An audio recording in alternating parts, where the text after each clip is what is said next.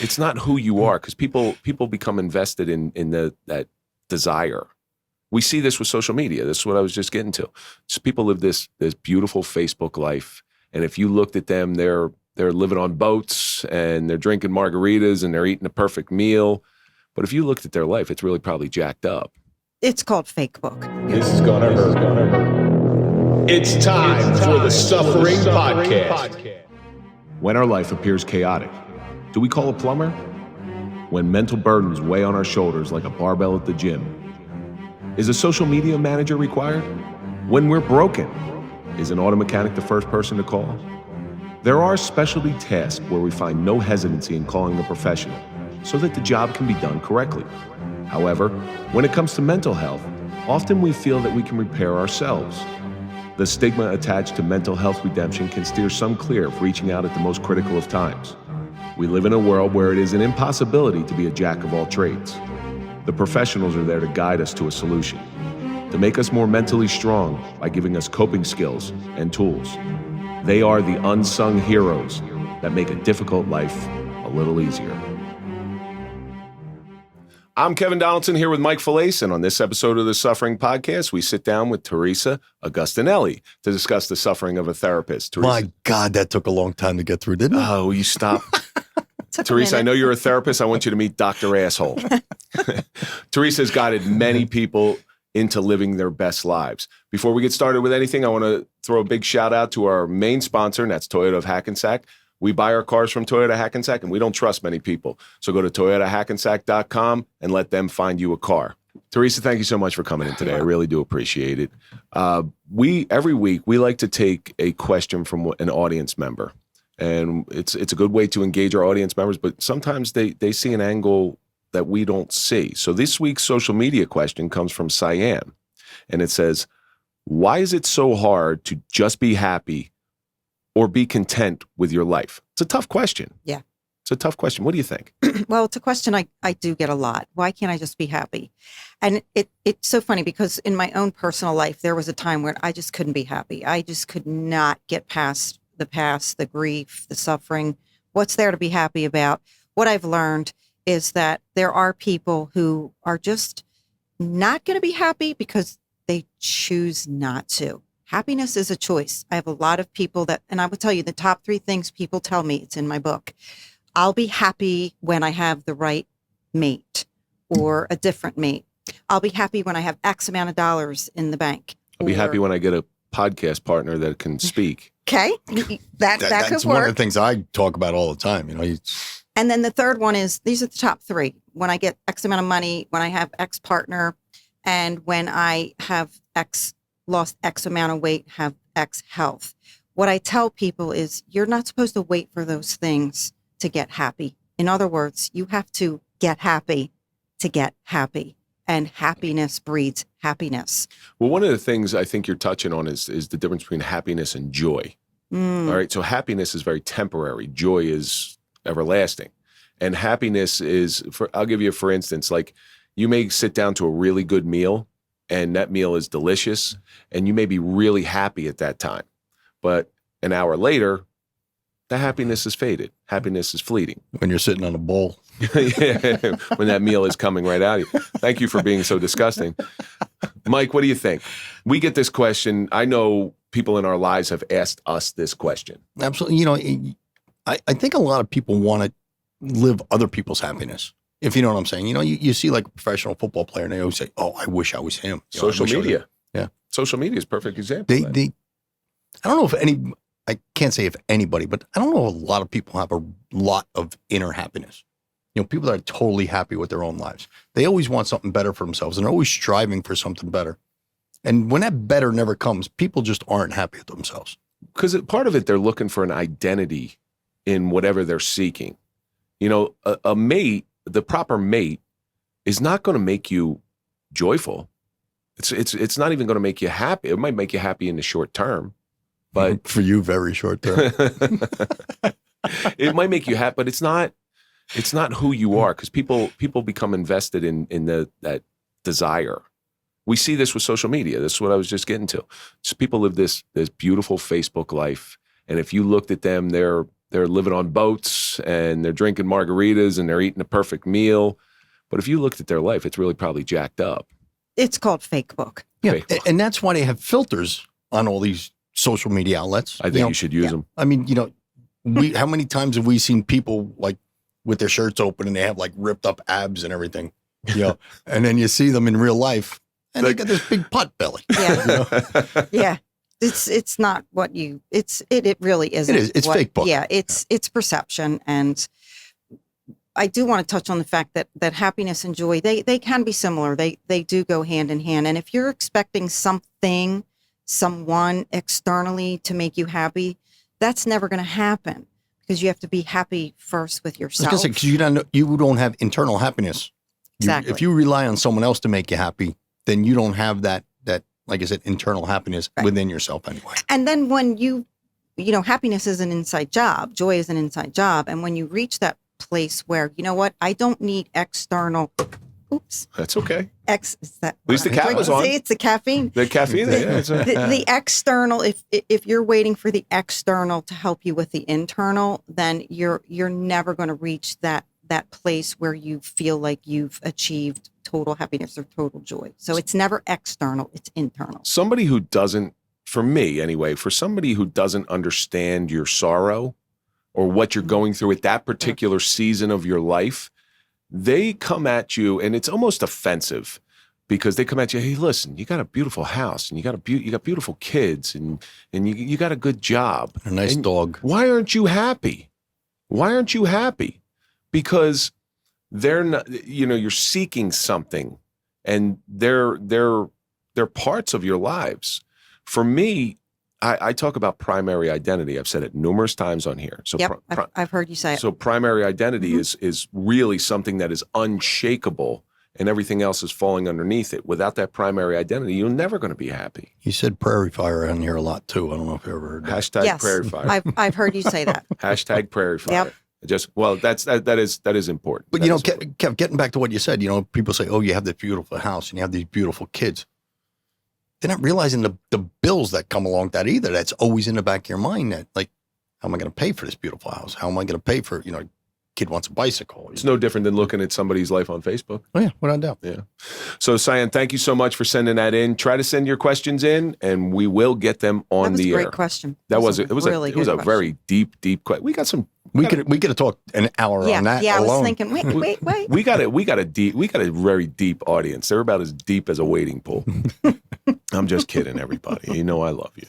So, Professor T, that's how I know you. All right. Tell our audience a little bit about yourself. Well, so for right now, I'll start at the current. I am a licensed clinical psychotherapist. I've had a private practice for almost 20 years. I'm also a licensed and certified trauma-trained clinician. I'm with the county, the state, and I am one of 4 clinicians in our county who have the distinct pleasure of being on call when someone in law enforcement. That's a distinct pleasure, being on call. It is. When you have first responders, law enforcement that we deal with. That go through traumatic incidents. Yeah, so I'll get a call, hey, can you talk to this girl, to this guy? So that's our CISM. I am trained in CISM, Critical Incident Stress Management. I'm also a certified coach through the John Maxwell certification, and John Maxwell team. I'm a member. He is one of the top on the globe for leadership development and leadership training. And so with that said, I'm able to bring the coaching aspect as well as the mental health and therapy to help people get to the next level. And I also happen to teach at a local university in my area, in the Philadelphia area, which allows me to bring the educational aspect. So you're the counterpart of our very good friend, Dr. Eugene Stefanelli, who does everything that you just said, but in New Jersey. Okay. But he goes out on the CISM teams. He counsels specifically police officers. Police officers, yeah. I mean, he was our doctor. He's responsible for saving my life, and I know he did some great things for Mike Saved as my well. life also. So it's good that there's people out there in every different state to take care of these people, because the first responders take care of everybody else, but who's going to take care of them? Yeah. But how did you find this was therapy like a calling for you, or were you good at giving advice? How did you find this job for you? Were you just opinionated? None of the above. I want to point of something those. out. It seems like every one of these go-to therapists in every state has a vowel at the end of their name. It is. It's an Italian business. It is. Yeah. It is. Because we know people. You got out of I got a guy. you got out of bricklaying and went into therapy. That's it. Something like that. Yeah. Your dad was a mason, right? No, he wasn't. No, he was not. But, is it a calling? There's so many layers to that. But let me just tell you quickly, I did not aspire to be a speaker, a coach, none of that.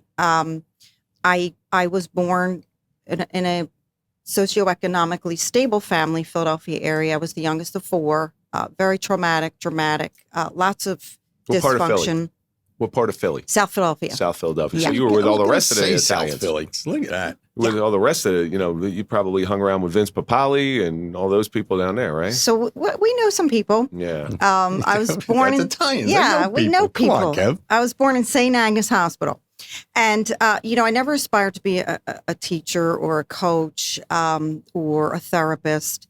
But I found as growing up, because of the trauma and the drama in our household, all of us have had trauma and drama. I've heard your story. All of us have experienced trauma and drama and dysfunction. You wouldn't be here if you didn't. So we all can, and the whole world is traumatized right now. But what I was going to say about that is I learned to cope with the dysfunction by learning to self-soothe. And what I did was my little stuffed animals, my dolls, I'd go down the basement and I would pretend I was their teacher.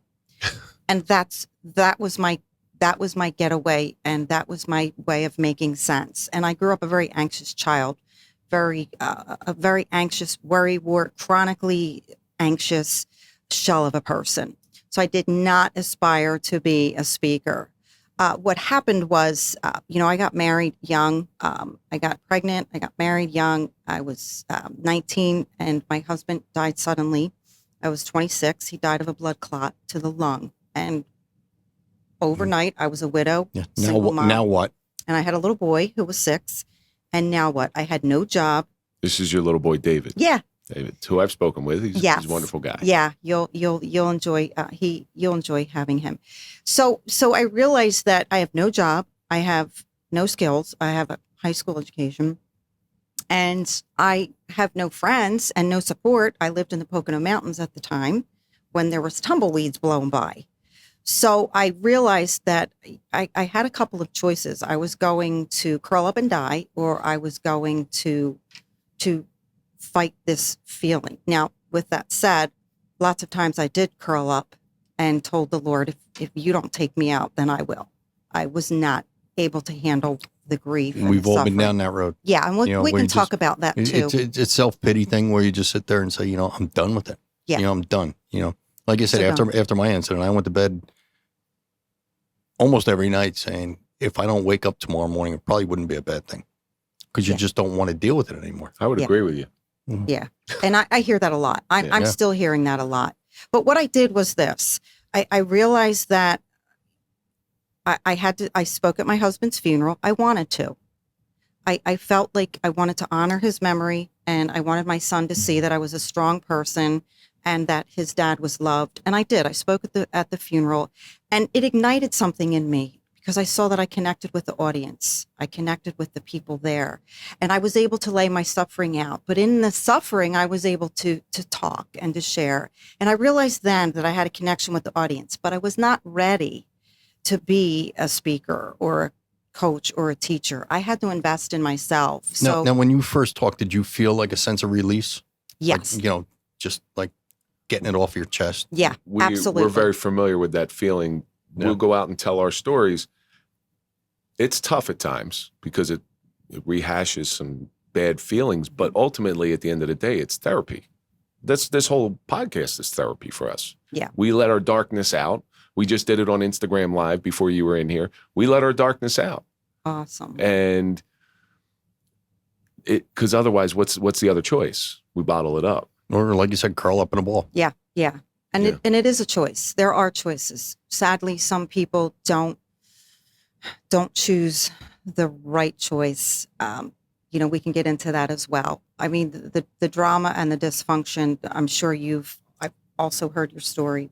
I think we've all been there, but we're here and we're helping others. And fast forward to today, that's why I'm doing what I'm doing, because I want to help others. And I want people to elevate. I Right. want people to elevate. And if I can help with that, I'm going to do that. It's what I do every day. Well, that's what we always want to do. We want to elevate. That's what we all should be aspiring to do, is to elevate each other instead of constantly putting them down and trying to stand on their head to elevate ourselves. Yeah. But and that goes back to the social media question too. Are we elevating other people and we're not elevating ourselves? That's a good point. That's a good point, because at what point does that desire to elevate others, when do you need to elevate yourself a little bit to bring your own self-esteem up? Yeah. Because listening to things that you listen to inside of therapy, it damages your soul a little bit. Yeah. So, I mean, how many times do we talk about it? First responders are set out to help other people, but they really don't help themselves. right, they're the worst at helping They're themselves. worse at helping themselves. Because they're trained to be strong. Okay. They're not trained to have mental health expertise, right? They are trained to eliminate the threat. They are trained to help people. And I find that they don't help themselves because they love what they do. Well, physically, they don't take care of themselves. One of our sponsors is X-Body, right? So X-Body focuses on, and they do a lot of work with first responders. They focus on total body health, because without a healthy body, you're never going to have a healthy mind. You look at first responders, and they got severe gut issues. They're overweight. They're lacking in vitamins, and they work that shift work. And so if you want to check out how to get true body health, go to xbodyus.com, and they're right here in Wayne. Schedule an appointment with them. But, that's an important thing for us too, that mind-body connection. Mm-hmm. And first responders, again, they're good at taking care of everybody else. And I always see this, as far as the first responder field, who's the worst at it is usually the medics. They are the worst. I mean, very few of them are what you would call a picture of health. And I'm not knocking it, because I love what they do. They're there when we need them, but they need to focus, because you can't take care of anybody else until you take care of yourself. And that's kind of where I was going before. You take care of other people. At what point do you need to elevate yourself more so than other people, just to bring yourself back up to some sort of homeostasis? Well, first of all, what I had to do for me was go through a series of self-examination. That's what the book is all about. And we're talking about the grid system. Yes, the grid system. All right. Yeah. So we're going to be talking about this in just a couple minutes. It's a two-step process. It helps you identify where you're stuck and why, and help you audit those thoughts, beliefs, and behaviors, and the steps necessary to change those and change them forever. And they do, and it works. And I was my own first customer, so I can tell you that it works. But here's what I found. You've got to invest in yourself before you can invest in others. So what you're telling me is you are the Dr. Pasteur of therapists. Okay, Dr. would Pasteur, say- when he developed the rabies vaccine, injected himself with rabies. Mhm. And, hey, listen, it works. Yeah. it's fail or die. Well, I wanted to know what was keeping me from getting to the next level in my relationships, in my finances, in my career. I was doing the same thing that thousands of other people were doing, and I couldn't understand, what in the world am I doing wrong? Why am I beating my head against this wall? It was my mindset. It was growing up from trauma and drama. It was all of the things I had experienced as a little girl, all the way up to a woman, a mother, a wife. And I found that it was my mindset. And I found that the reason I couldn't get past the past was because of my mindset, those subconscious thoughts, beliefs that are in your subconscious that become your behaviors. And that's why I really believe in investing in myself, investing in yourself before you can invest in others. And you really can't live in the past in order to get into the future. You cannot. You could take what happened in your past, and if you keep reliving it, you're never going to take that next step forward. So Exactly. you've mentioned your past a couple times. If you could pick out something in your past that you think really affected you forever into adulthood, Is there something specific that Walking in the door half hour ago and seeing you? Jesus Christ. I would say it was multiple traumatic experiences. My father was a very domineering father. He was the proverbial Old school Italian. When you crossed him, it didn't go well. If he felt that you were disrespecting him, it didn't go well.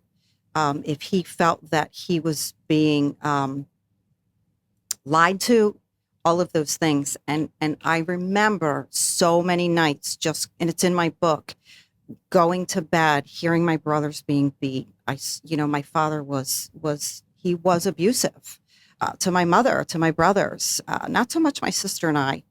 And because you don't hit a woman. I'm guessing, but no.